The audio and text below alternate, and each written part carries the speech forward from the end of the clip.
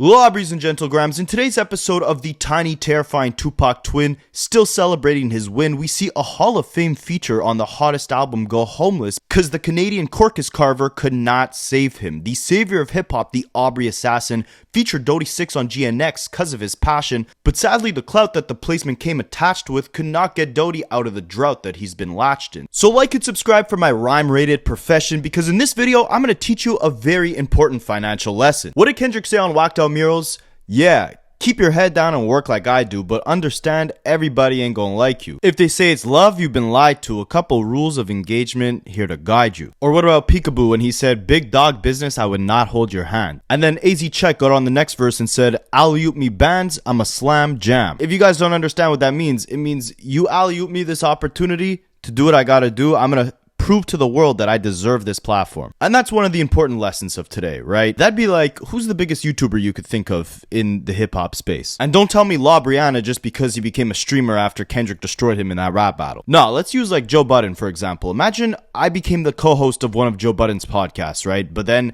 2 days later, I crash out and say F Joe Budden because, I'm not a millionaire, even though I got on his platform, right? He didn't give me everything I need to become a millionaire. And matter of fact, I'm homeless. Matter of fact, let me message No Jumper to report to the world that getting on the Joe Budden podcast made me homeless. That's the equivalent of what we got going on here with Dody6. If you guys don't know who Dody6 is, he was actually on my list for top features of 2024 with his verse on Hey Now off GNX, Kendrick Lamar's most recent project. That song, unfortunately for me, didn't end up becoming the hit off the album, but it still racked up well over 100 million streams. And we're going to look at, where GNX led other artists who were featured on the project and what opportunities they got from being featured on the project. But with Dody6, right? First of all, you have Kendrick Lamar probably in agreements with me that Dody had one of the best features off the project, because on his GNX tour, to this day, even after Dody said all that he said over the last few days, Kendrick is still letting Dody's whole verse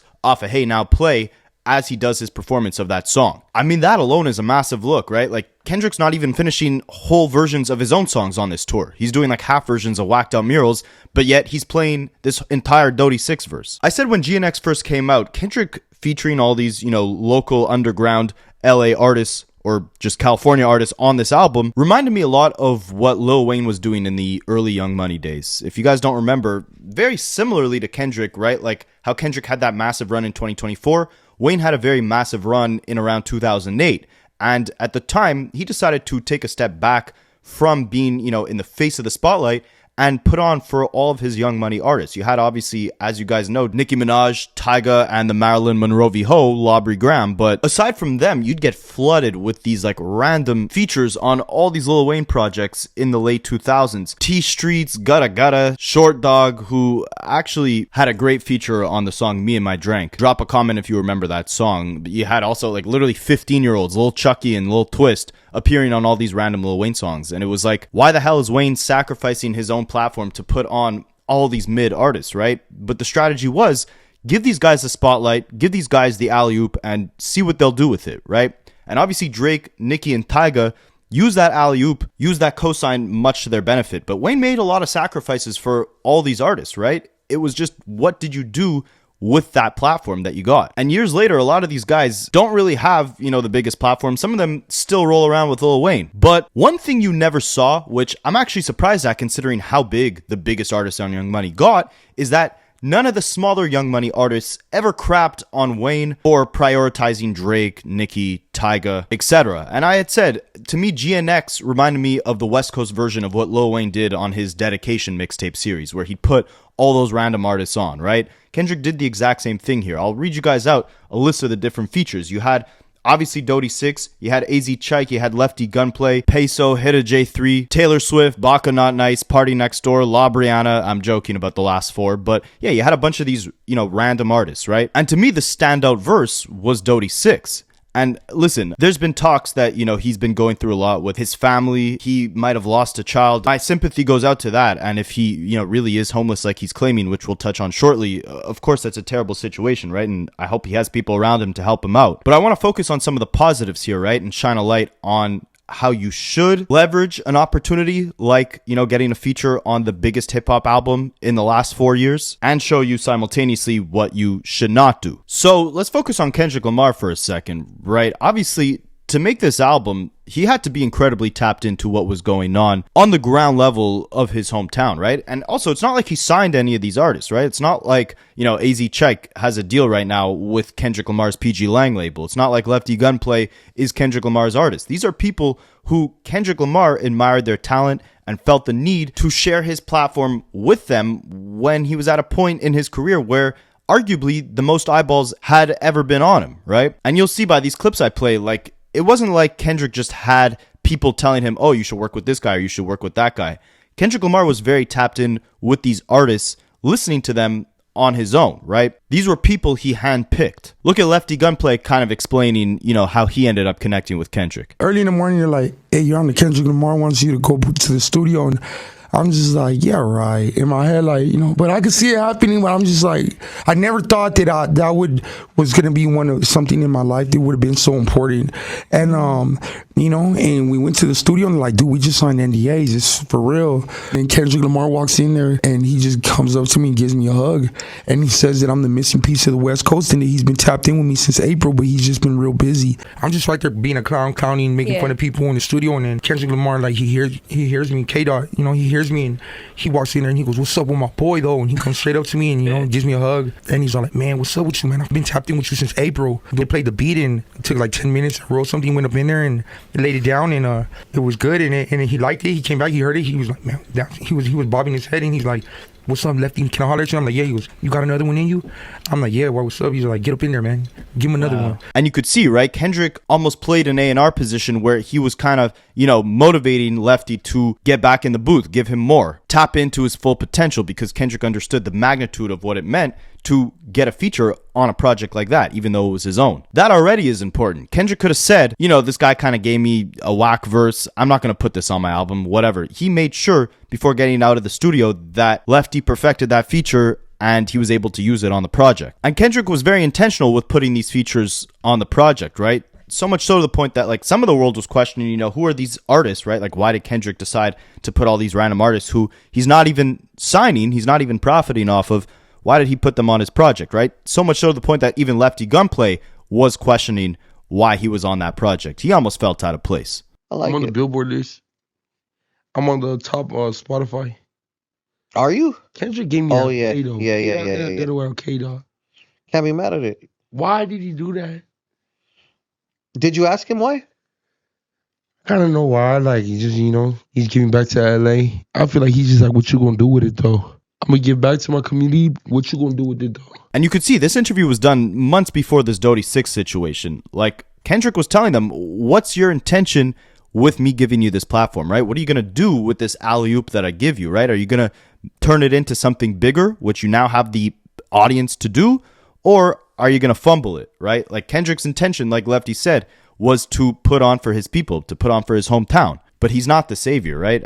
Even if he was, right? Like, you can't just turn water into wine. You can't snap your fingers and, make a superstar off of one feature. It's what you do with it. And it's the motivation and hunger you get from seeing that, first little bit of success, right? Like, a lot of these artists, once they get that shine on a GNX album, like, they're probably super motivated to get in the booth and not spoil that opportunity. Similar, like, to me, when I'm making these videos, right, and one of them pops off, I'm not like, all right, let me kick my feet up now and celebrate this. I'm like, no, let me go back in and make sure my content continuously gets better, right? So the next time that there's a big story or, I have a really good perspective on something, I'm growing this audience so that there's more people out there that can, hear my voice. You got to be thankful for every opportunity that you get, but use it to fuel you to get better, not necessarily get too comfortable, right? I think even La Brianna was a great example of this, right? When Wayne first put him on, Wayne just sold 1 million records in the first week with the Carter 3.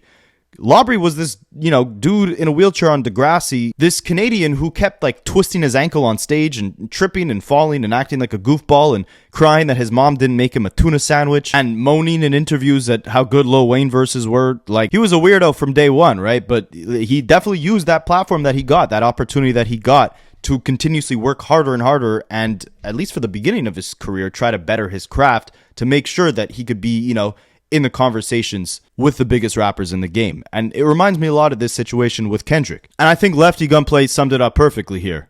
I feel like Kendrick Lamar changed my life. If he could have put anybody on that, but he gave it to me. What you gonna do with it though? A person of his caliber, you give a person a platform in a situation. I'm on the biggest song in the world. He gave it to me. Like, am I gonna be stupid and be like ignorant? Nah, it's for me. He's tapped in with the streets. He knows that was the best song. He could have put anybody on that song, you know? He put me on it and I'm gonna make him proud. I appreciate everything Kendrick Lamar did for me. You know what I'm saying? He really changed my life. There was another clip, I couldn't find it, of him saying that Kendrick Lamar made him believe in God again, right? And you could tell he was extremely grateful for this opportunity. And that he almost felt this allegiance to Kendrick now to where he felt like he had to make him proud, right? He had to take that ball and not fumble it because he just got the greatest assist he could ever get in his entire career. And this wasn't just Lefty Gunplay, right? Kendrick was incredibly tapped in with all the artists he featured on GNX, including the producers. So we'll take a look at that. But first, ladies and gentlegrams, unlike Drake, a bunch of you guys have been telling me you've been Anita Max winning some free cash from playing mobile games. So I want to put all you guys on to something that almost seems too good to be true. All right, let me give you a little glimpse into my life. When I'm not making this content for you guys, I have a disgusting addiction to my phone. My daily screen time is higher than Drake on that album cover, higher than Snoop off the edibles. So if you guys suffer that same addiction as me, I want to put you onto something that's going to change your life. FreeCash.com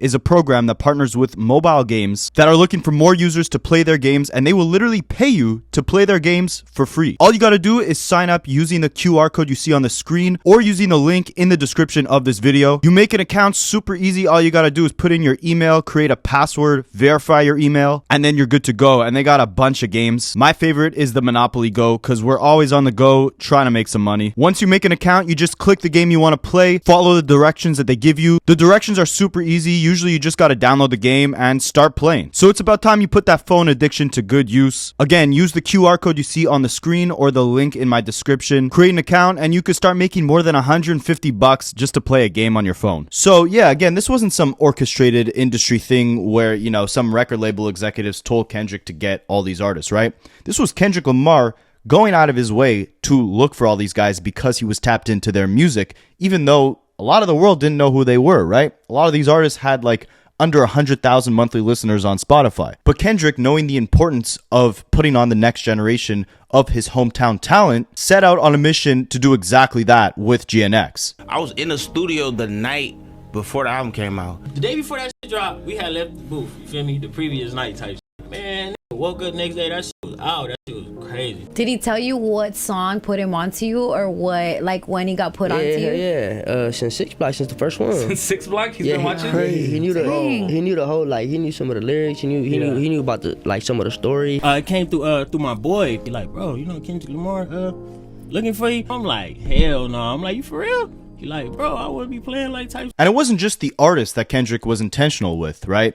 Look at the producers as well. You had Mustard on there producing, I believe, 3 of the 12 tracks off that project. Now, Mustard has been one of the, if not the biggest producer to come out of the West Coast in the last 10 years. Giving Mustard such a heavy presence on this album and even throughout the beef, and then after the beef, right? Bringing him out at the Pop-Out show, the Super Bowl, having him on the GNX tour with Kendrick. This was all very intentional, almost like a passing of the torch moment to show, like, I have this massive moment. I need to make sure I'm utilizing it to emphasize not just what I could do, but what my city can do as well, right? I mean, Mustard has been sending Kendrick beats for ages now, at least according to him. They're gonna say it's a LA thing. Unlimited beats. That's all Kendrick.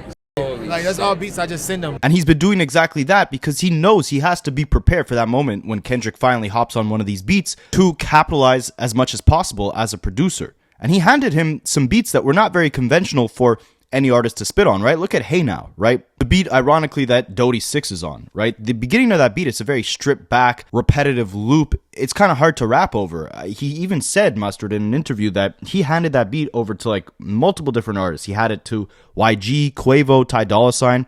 I believe it was Quavo who was like, what do you want me to do on this beat? Whisper? But he gives it to Kendrick, and Kendrick knows exactly how to tackle it and had a vision for the whole thing, right? He combined 2 different beats into one with that Hey Now beat. There's that whole beat switch in the middle of the song. Those were 2 separate beats. YG that you gave that to first, or that he passed? Hey Now, I made in front of him and he was like, oh, that's cool. And I'm like, all right. And then I played it for Quavo and I'm like, yo, bro, like, you should do this. And he's like, what am I supposed to whisper? And I'm like, and I remember Kendrick told me something like, man, send me something that you did that's like it's crazy that nobody, like, it don't sound like nothing else. And I'm like, I got the perfect one. As soon as I sent it, he was like, oh yeah, this it. Hey Now is a beat that I made in like 2019 or 2018 or something. My point is, Kendrick was very intentional with all this, right? And a lot of artists that he put onto this project got a massive opportunity to finally showcase their talents on the highest platform possible within hip-hop. Now, as a result, Mustard has 5 Grammys. Lefty Gunplay has a top 5 song on the Billboard charts. Same thing with Dody6, I believe. I forget where Hey Now charted, but it was definitely high up on the charts. And Kendrick, again, was tapped in with all these guys. I think the best example of this was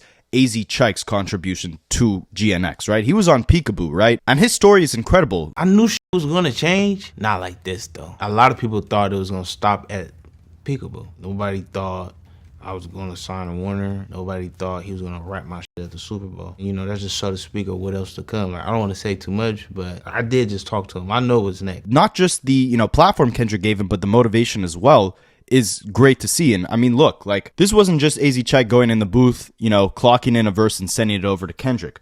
This was Kendrick, again, being very intentional with everything. He brought AZ Chike in the booth, and he already had an exact vision for how he wanted AZ to rap on this song. So much so to the point where he mumbled the parts that he wanted AZ to actually rap. He already did the song. He said he already heard me on it. So when he played it, his parts was already on there, and the parts I was supposed to be on, he was mumbling how I rap. Yeah, that's you. That's I'm your like, pocket. oh, okay, bet. Like, you know what I mean? So told me, like, rap, bro. When you rap, just rap like when they hear this, they want to ask, like, who the is this? Like, I did like 4 different verses to Peekaboo. Wow. Peekaboo was a lot longer than that, but I think he was just doing it just to have more to work with. Yeah. So like, I did the first half, he came in like, that's hard, do this. Have you heard of a collaborator ever doing this where they're, so invested in these artists that the world doesn't even know at this point, to the point where they're literally recording like a vision for how this artist will actually present their verse on the record? And then on top of that, you had the fact that Kendrick went as far out to actually perform part of AZ's verse on the Super Bowl stage. AZ was watching at home, and there's this great video of him and his family freaking out when he sees that Kendrick's actually rapping his verse, right? And because of that mumbling, that groundwork Kendrick did, almost like a reference thing for AZ to go off of, AZ's part of Peekaboo is iconic at this point, right? Kendrick even wanted him on the hook of that song, but AZ couldn't keep up with the way, he was pronouncing what they talk about nothing. Like, it's a hard part to actually rap. They had me do the hook by itself, but that is a tongue twister. I told them. Like, even when I heard it the first time, before I even knew they wanted me to do the hook by myself like that, I'm like, damn, he saying this shit fast as fuck. Who is he, Eminem? Yeah. And when I told him, he like, bro, I just did like so many takes. I just kept and doing one it. work. Yeah, I just kept doing it. So when I went to go do it, like, the first time I couldn't do it by myself. Like, I had to hear him say it. Like, it had to play while I said it. And now we get to Dody6. So this is an interesting situation, right? Like I told you guys, in this entire video, Kendrick has been extremely tapped in with every artist that he had on this project. He was very intentional with the features here. And it was no different with Dody6. Dody6 was actually incarcerated before featuring on GNX. And when he came out of prison, he had actually heard through mutual acquaintances that Kendrick has been tapped into his music for basically half a decade at this point. When I was in jail the whole time, like literally since 2020, I've been hearing Kendrick Lamar asked about you, like certain homies, the homie Doughburger, rest in peace. One day my phone kept blowing up. Hey, he looking for you. Kendrick looking for you.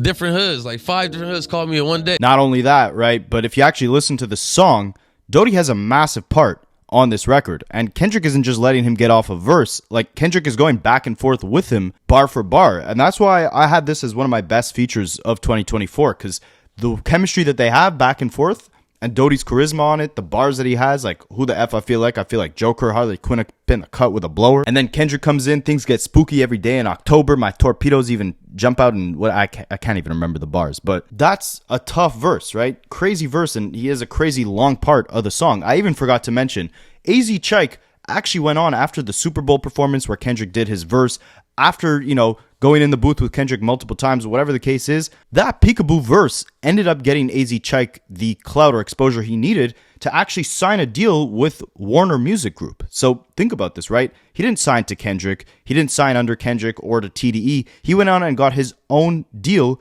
based off the success that he saw from that verse, right? He ended up putting out multiple songs after that. He capitalized off the opportunity. He kept working. He didn't just stop and bask in the success of that record, right? He kept working to the point where one of the biggest record labels in music wanted to end up signing him. And with that signing, you get an advance, right? That's going to give you the ability to invest in studio time, invest in your career, and you have the machine pushing you. You know, all the OV hosts say that, you know, there's K-bots out there, there's fake streams out there, right? Like AZ Check now has that same opportunity with the massive label that he signed to. Peekaboo, you're going to see him all over the charts now. Dody6 could have been in that same position, especially because of the care that Kendrick actually put in to letting this guy have, you know, the spotlight, like not just a little quick verse, like a whole stretched out thing going back and forth with Kendrick on this record. That's your ticket out of your hometown. Now you have the ability to, you know, go on and put out your own features. You just got a feature with the biggest artist in the game, right? A lot of other rappers are going to want to work with you now that they saw that this guy stamped you. And initially he had said Kendrick and his team treated him like family. They recorded multiple songs, not just Hey Now, together. And this was someone Kendrick had been paying attention to for a long time and obviously had an actual plan. You know, this guy, again, was fresh out of prison. So to go and get this major look right as you're turning this new chapter in your life, I mean, the opportunity is endless, right? Not only do you have this song now that you can profit off of and be in this financially comfortable position, but you're also in this position where labels are now looking at you. Different artists are looking at you to collaborate because you just did a song again with the biggest artist in the game. Where are you going to take that when you have the ball? And it seemed like at first Dody was headed in a good direction, right? Like if you look at his Instagram account, it's flooded with new music, even as recently as like last week. He's been working, he's been active. And if you look on his Instagram back in February, he tweeted out, you know, Hey Now, that it was climbing the charts. And he said, "Never did I think I'd make it to the Billboard, especially so fast, but I'm forever grateful for the alley-oop Kendrick Lamar threw." But unfortunately, you know, months after that, things kind of took a darker turn. And again, I mean, I don't know what's going on in this guy's personal life. I hope all that clears up. But in this video, we're going to try to focus on the important lessons that you can learn from this, right? Especially if you are an aspiring artist. So essentially, Dody got online the other day and claimed that he was homeless and earned no money from that Kendrick Lamar feature. Because I ain't got no destination, bro, on SC. I lost my house. I'm homeless, nigga. I don't care if I admit that. Nigga, hell down. I'm gonna bounce back up, though. Watch this. It's all good, cuz. Song with Kendrick ain't changed shit, nigga. The f*** is that changed? I'm still from 40s, nigga. Still over here. You act like a nigga $1 million for that shit. The f*** all that nigga got some clout, nigga. And fuck, nigga, on the day homies, nigga. And there might be a reason why, you know, he didn't actually earn the money he deserved for that feature. We're going to touch on that shortly. But first, you know, a bunch of people came out to obviously respond to these comments Dody made. And I definitely don't think Dody's in the right headspace, right? There's a video of him later on Instagram Live doing whippets, talking about Kendrick Lamar promising him $1 million. I'm not even going to play that. But first, you had Hitter J3, who was another feature on GNX, a close friend of Kendrick and someone who is definitely very vocal, you know, in defense of Kendrick at any point in time. And he got on Twitter and said, "Don't do drugs, kids. This is exactly why big artists don't reach out to new guys. Dot just be showing love to guys, so put some respect on his name. He don't even know these guys, but be going out of his way to help others win. Learn to practice patience. It can help you in the long run. But since the internet's talking, tell Blood to tell y'all how Dot gave him access to the studio anytime he wanted and got him a spot, etc. to chill. Some stuff be a test, but people rather be in the streets and ain't got no patience." And I think that's important to emphasize, right? Like some people don't have the patience to, you know, let things come into fruition, right? Like maybe he was putting out solo songs relentlessly after Hey Now and nothing was hitting the same way, and he just got impatient and decided to lash out on the internet. But it's interesting to note that, you know, Head of J3 is emphasizing Kendrick got him, you know, a studio to chill at, a studio to record at anytime he wanted, right? He really gave him all the tools he needed and the look he needed to work his way in a position where he's able to earn a stable income off of his music. Again, it's like you could lead a horse to water, but you can't force it to drink. There's only so much that a major artist like Kendrick can do to give these guys the tools that they need to build a career of their own, right? And it's what you do with those blessings. Like, look at, again, all the other artists I showed you who were features on GNX, the mentality they have where they understand the look that they just got, the opportunity that they just got. It's a once-in-a-lifetime chance to, you know, put yourself on a much higher playing field than the average underground artist. And sometimes you don't have the right people around you to help you, navigate this situation correctly, right? Like, you need a manager, you need a marketing team, you need someone holding you accountable and booking those studio sessions, making sure you're in there every night. You need someone who's taking care of your finances to make sure that you're getting those royalty checks collected. And that leads us into, I think, the most interesting point of this whole thing, and an important lesson if you guys are, trying to get your finances right in general, but more specifically if you're an inspiring artist trying to capitalize off of your work. So Brian Suzuki, who I believe is the CEO of Audiomack, someone who's been in the industry for a long time, understands how the business works. He gave a very interesting perspective on why Dody6 actually very well may not have earned a single dollar off of his feature on that Kendrick album. And that's not because Kendrick screwed him over. That's because his finances aren't set up right. So let's go through what he actually had to say about it. He said, rapper Dody6 is featured on Kendrick's Hangout on GNX. To date, the song has garnered 139 million plays on Spotify alone. Earlier today, Dody took to social media claiming that the guest feature hasn't helped him. His publishing setup may be why. Dody is officially credited as a writer on the song twice, once under his legal name, Zarius Joel Cunningham via BMI, and once again under Dody6, listed as NS, non-society, with no IPI number. That's a problem when it comes to getting paid. So essentially, an IPI number, it stands for Interested Parties Information Number. It's a unique international ID that's assigned to songwriters, composers, and music publishers by performance rights organizations to help basically track who owns the rights to a piece of music so that royalties can be properly paid. Dody6 doesn't have an IPI number listed on the actual credits of the song. So Brian Suzuki goes on to say, if a writer is marked as NS, non-society, which Dody6 is, it means they won't receive performance royalties, aren't being tracked or paid properly unless they affiliate with a pro and provide an IPI number, which Dody did not, and they risk having others collect the money on their behalfs, either intentionally or accidentally. Then on the MLC site, which tracks mechanical royalties in the US, Dody6 is listed again without an IPI. A publisher named Tenure Music is claiming 18% of the profits in his name. They've publicly promoted him as a client, so it's safe to assume the claim isn't fraudulent. But even if you're credited properly, minor publishing mistakes or missing incomplete registrations will block your royalties or route your money to someone else entirely. Registrations must be accurate and clean across your pro, the MLC, and your publishers. Sadly, this happens all the time. A writer uses a stage name on one registration and their legal name on another, and their IPI isn't listed, so a publisher files a claim for the wrong split percentage. And the result is the artist is left wondering why they haven't seen a dime. To avoid ending up in this position, here's a quick checklist. Number 1, join a pro. I'm guessing that's a PRO to route the publishing to your name. Get your IPI number, which is what we covered before. Register every song correctly. Use the same name and info everywhere. Review who's listed as your publisher. Monitor your MLC registration and ask questions. And someone replied to Brian saying, that's on Dody6 for not having his paperwork right. And he said, yes, there's a certain amount of personal responsibility, but also this stuff is not simple. It's complicated and overwhelming and time consuming. That's why education and awareness is very important.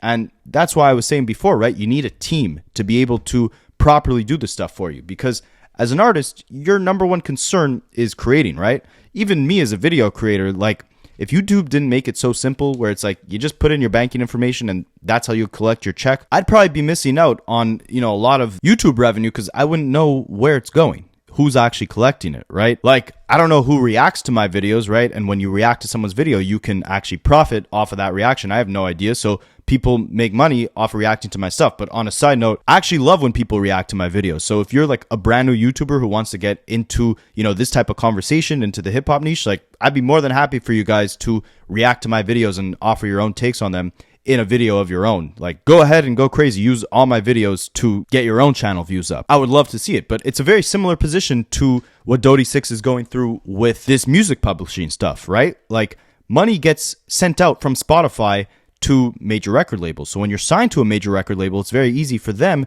to properly route the check to you and to do all the proper paperwork where your name is listed and credited for the publishing, for the royalties of the record. but when you're an independent artist like Dody6, you might not have that paperwork right, which leads to the song's profits getting put in the wrong people's hands or just not getting paid out to anyone from your team at all. What's interesting is this actually isn't the first time that Brian Suzuki called out one of the artists on GNX for not having their paperwork right to properly profit off of their features. Back in February, he actually went on Twitter and said that Lefty Gunplay was unable to gain money in royalties off of his feature from TV Off because he was not registered with a pro or a PRO. I'm not sure if that's an acronym.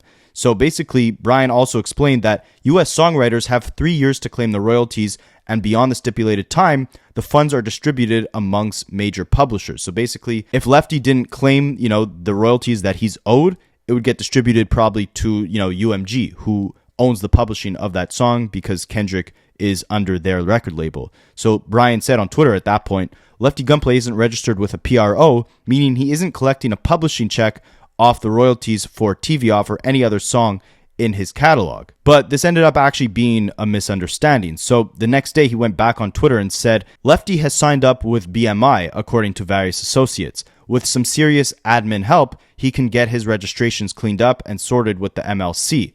Per the MLC database, Lefty is not currently credited on TV Off. So Lefty got on Twitter and replied with his actual IPI number, right? That number that you need to actually track, where the publishing is going. So he actually put the IPI number on his Twitter. And his manager clarified that the reason TV Off wasn't registered is because the business at hand isn't finalized yet, saying, we appreciate K-Dog for the opportunity. It's just business, that's all. Essentially, they didn't have Lefty's name listed consistently as the same thing on, all the different documents you need to properly route the royalties to him or whoever's collecting the money for him. Similarly to Dody6, he didn't have that IPI number on the actual documents of that song. And I say all this to say, his manager as well was emphasizing like the business just hadn't been sorted out. A lot of these artists who were on GNX were underground artists, right? Probably didn't have the proper team in place to make sure all this paperwork was done correctly, and they probably weren't prepared for such a major look, right? Like they probably went from earning, maybe a couple $1,000 off of each of their songs to now earning, potentially millions off of the streams that these songs have generated. To put it into perspective, again, Hey Now has 139 million streams on Spotify at the time of this recording.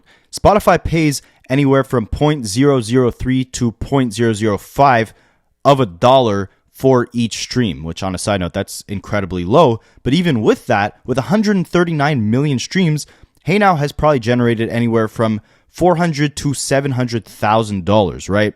So let's say Dody6 is even getting 30% of that, 20% of that, even though he makes up probably like 40% of the song. Let's go on the low side and say 20% of around 500,000. The royalties just off the streams of Spotify alone for that song should have granted him well over $150,000. That's more than enough to hire a manager, hire a finance guy to make sure that you're actually getting properly paid for everything. That's enough to hire someone to make sure you're booked for club appearances, for small shows, right? Because again, once you get that Kendrick feature, that's a stimulus in and of itself. Clubs will be willing to book you. You'll be able to host different promotional events. You have these opportunities now. You have the base where you now have to build on it, right?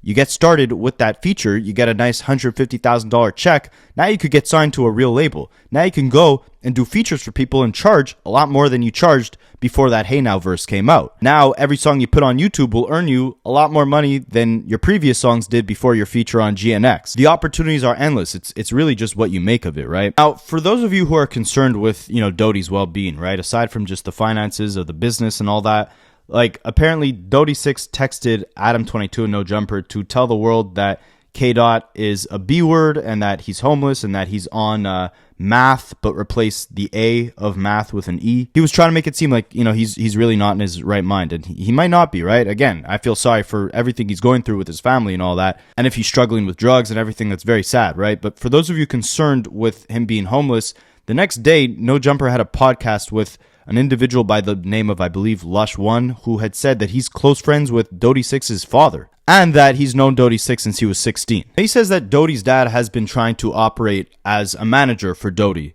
ever since his career took off, and that Dody's dad actually used to work with Chris Brown as a songwriter. So he's obviously deep in the industry, right? And he says that Dody6 actually has a deal and that He just needs to tap in with his father to actually get the royalties off of GNX. They've landed, they're there. And this is a choice of him, separating himself and not actually taking the right steps to get his career on the right track. But there's people out there, literally in his family, his father himself, who have his business in the process of being sorted out. And all he's got to do is reach out to his father to get what he's rightfully owed for that record. And he's saying also they're hesitant to actually, give him the funds because of what he might do with it. They were hesitant for him to even go on No Jumper. They were mad that, they platformed him when he's not in the right headspace right now. And essentially, I guess, they're just trying to get him the help that he needs. And they kind of want to keep him out of the spotlight for him to kind of clear whatever personal struggles he's going through before he gets the capital to start, hopefully investing in his career, but maybe doing something worse with it. So it seems like a situation of, he has the support system around him. What he's got to do now is, make the choice to get better, to get healthy, and to put his focus on what's important, right? He has a massive opportunity here. Again, I thought his verse was one of the best off of GNX, if not the best, out of all the features. He's in a crazy position right now where, first of all, he has a massive check waiting for him for all the royalties off that song, and the ability to, go collaborate with other major artists. Go build your career. Unfortunately, as well, in the world we live in, like, negativity sells, right? So he'll get a lot more attention off of crashing out like this and people waiting for his next move than if he just stayed silent. And that's not, an encouragement for people to go act the way he is. But let's be real here. Like, a lot of people will be curious to see the next move he makes, specifically in music, because they saw that, he almost just lost it all, right? He hit rock bottom. So now it's like, what will you do with that? Will you redeem yourself? Is this your redemption arc at this point, right? This is your chance to rebuild. And again, I say this is a horrible thing, but negativity sells, right? People love the drama. So the fact that you have put yourself in this position, it's not a very positive one. And a lot of Kendrick fans might not want to tap into your next project or whatever you have going on because of the disrespect that you showed him. But you have put yourself in this position where more eyeballs are on you right now, right? Like, you have No Jumper feeding off the negativity, feeding off the headlines, talking about you. Like, this is your chance now to make things right? So if you're listening to this somehow, go and make some more bangers, bro. You know how many people in this world would kill to have a Kendrick Lamar feature be in the position that this guy is in right now? You're going to throw that all away for what, right? Like, and again, I can't speak on his mental health. I can't speak on what that guy has been through to lead him to this point, right? But you have a blessing here. Don't fumble that. No one can hold your hand, including Kendrick. So let me know what you guys think, and I will catch you in the next one.